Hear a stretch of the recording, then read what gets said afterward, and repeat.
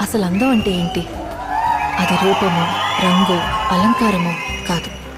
ఏ ఒక్కరి జడ్జ్మెంటో, అభిప్రాయమో కాదు. ఒక కవి వర్ణనో, చిత్రకారుడి బొమ్మో కాదు. మరేంటది? అందమంటే గుణం.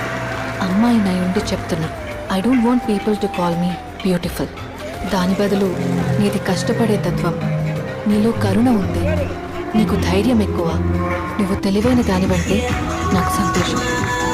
Address as by our qualities.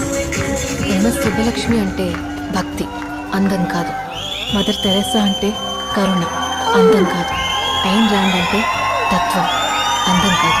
Saraswati అంటే విద్య, దుర్గా అంటే ధైర్యం, గౌరీ అంటే తపస్సు, లక్ష్మి అంటే శుభం.